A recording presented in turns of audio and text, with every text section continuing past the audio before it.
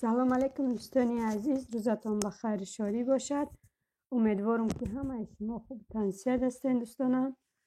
دوستانی عزیز، به دستگیری شما به خواست خدا امروز مانیتیزاسیون ما گیران شد. از همه شما می‌ندارم که تا امروز ما را دستگیری کردین.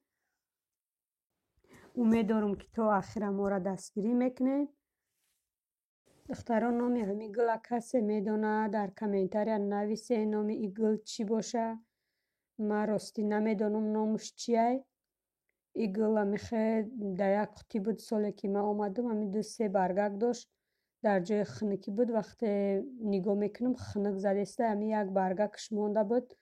برگک گرفتم در آب موندم سبز شد.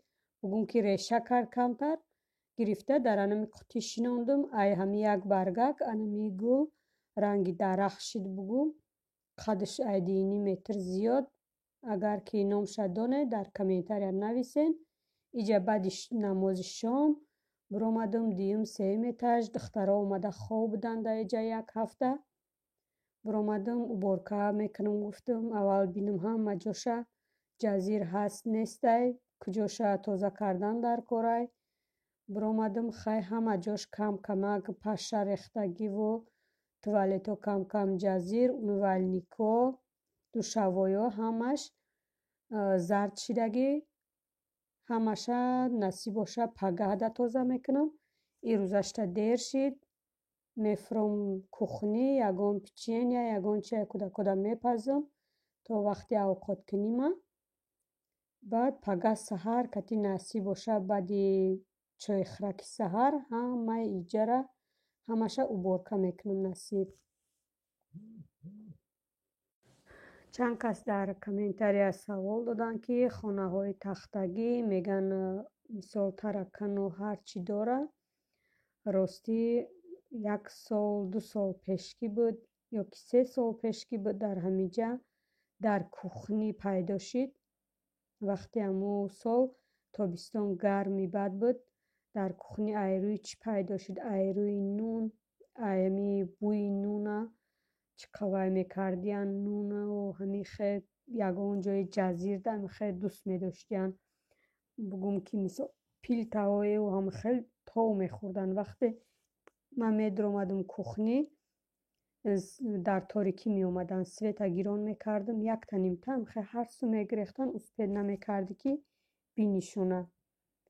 بعد چند عمود گل گرفتیم در همه کخنی ها در پشتای شکفا وای کردم شکیدم و باید نمو داروک سرخک بود کردم.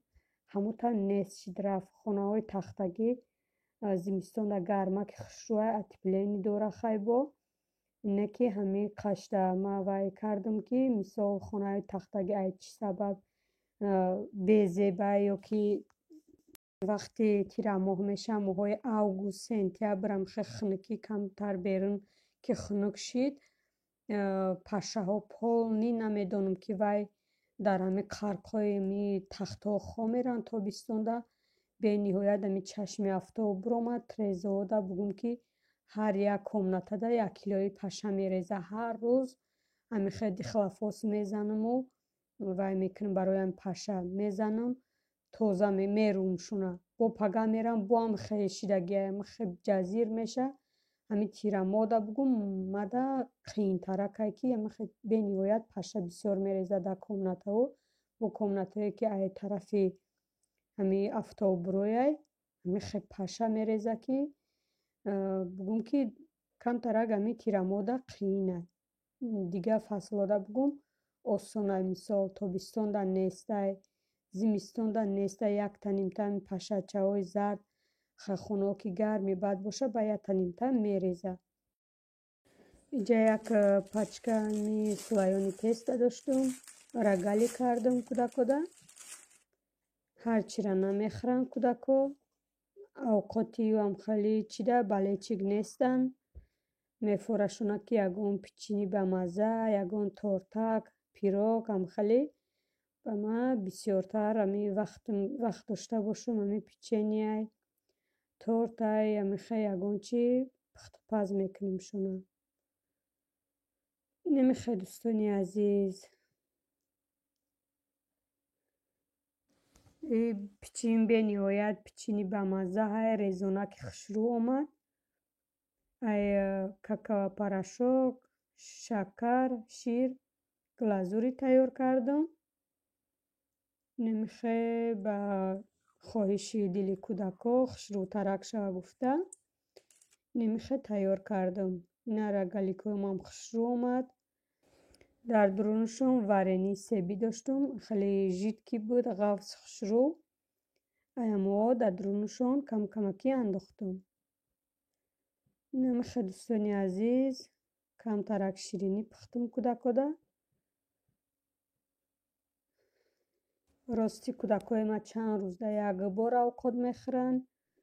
ягон намуди авқота дӯст намедоранд. агар ҳамин печения ягон чияй боша хушрӯ мехӯранд. хел авқота ки уқа дӯст намедоранд, равғанию чия. ҳамин ягон вақт картошка қоқак мекунамшона мехӯранд. ай магазино агар ки ягон чи харем печениай рулетай то ҳамун тамом шидана ягон амуд авқот намехӯранд. намехе дӯстони азиз барои бегаҳшона шӯрбои табақӣ кардам бачаҳода. нуни чапотие ки буд аямо мондагӣ буд. влог чанд рӯз пеш будак рости. ман гуфтам ки то монетизатсия қабул накунам ман влогома намепартом. намехе дӯстони азиз шӯрбои табақӣ моям тайёр шид. ман айтаги чапотӣ камтар нуни фатирхамӣ реза кардам барое ки чапотӣ худаш дарав дами авқоти гарма бардорӣ. чапотиҳо сахт ки нестай дарав трид меша, хӯрданашо безеб мешава. кати ҳамин фатирхамир якҷоя карда вай кардам, реза кардам. намехе дӯстони азиз шӯрбои табақӣ моам тайёр шид. рӯзи мо бам хеле мегзарад, ҳам кор, ҳам пухтупаз, ҳам пеши молу ҳол. ман авқот мекунам, бугум ки айбӯи авқот худам сер мекунам. намехел авқота дар табақ мебардорам, дигарро мехӯрам. бугум мо худмон айбӯи авқот сер. ирӯз мо дар як рӯзи дигар як намуд торт тайёр кардастам. барои торт мон дар кора 500 миллиграмм об, 200 грамм маска, 2 қошуқ шакар, 1 қошуқча пурне нимтарак намак намехе меҷӯшонем. торт мондамски палчки ном дорад. хеле ки як бор тайёр карда будам. и дигарай иҷа боша орд андохтам 300 грамм. орда ки андохтем намехе мековем. баъди маскаву об ҷӯшидан сразу орда меандозем, намехе мековем 2-3 минут. алова пастар мекунем. иҷа боша дар дига коса хамира меандозем. як 7-8 минут места. баъд гирифта вайша тухмоша андохта якта мековем. барои мо дар кора 8 дона тухм. ман рецепа бугум ки 2 баробар тайёр кардастам. шумо агар 1 баробар тайёр кунед ними ҳамин чиёро андозем. мо ки бисёре ҳастем 10-4 тухм бугум ки мода як торти майдаҳак мешавад. намехе тухморо лад зада камак андохта. ман қошуқ чӯбӣ надорам. ба ҳамин лапотка кофта намехе тайёр кардам. хамира дар мишок мегирем. агар ман кубикҳои торта майда мекардам мумкин ки то ҳамин 1 соат 2 соата дар пеши духовка мешидам. ман торта ранги дар листи духовка ранги эклер дароза кардам. ман фикр кардам ки майдача меояд. ине ки бениҳоят калон омад. ба ҳар ҳол дурунаш бениҳоят ковоки хушрӯ пухтагӣ. дар 200 градус мемонем 10 минут места. баъд дар 180 градус мемонем 15-20 минути дигар то тайёр шиданша места.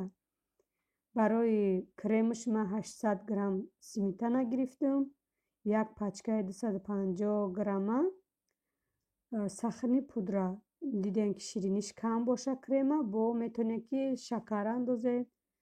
ина нигоҳ кунед дуруш чӣ хел ковок омадагиай. ана мехоҳед агар ман хамирша майдача мекардам, мумкин то соати 12 шава қафои ами торт мешидам. барои ами ман як бор якум боша пухтам ки мисол дурунаш мехе ковока ки хушрӯ қоқак омад, хамир наомад, баъд дастшам мехе калон пухтам. ина мехе торта крем карда шидам. торша байнами пленка вай кардам, пушондам, холодильникда мемонам.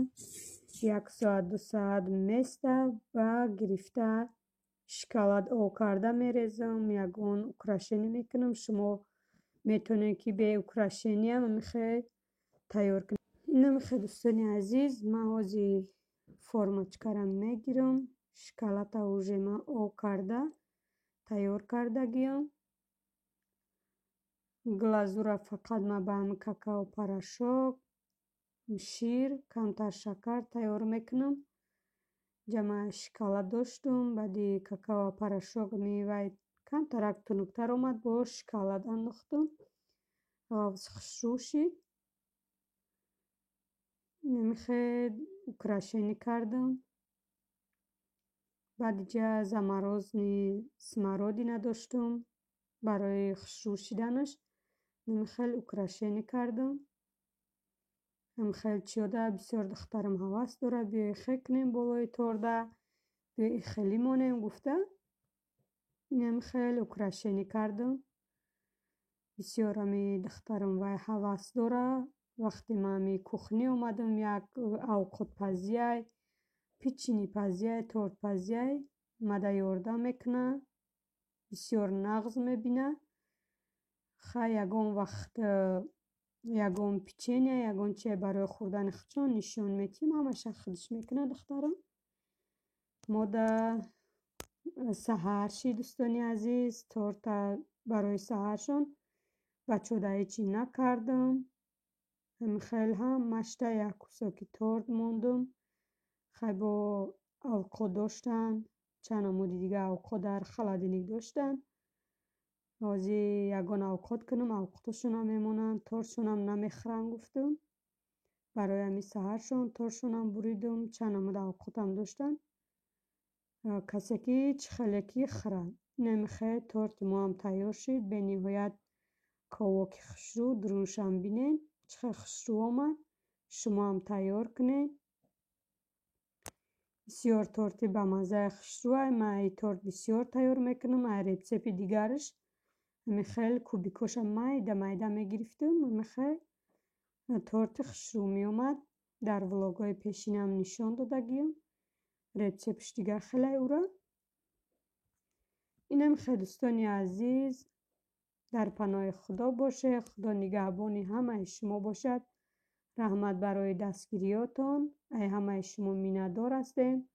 дар канали мо обуна шавед. лайку подписатсияро фаромӯш накунед дӯстонам.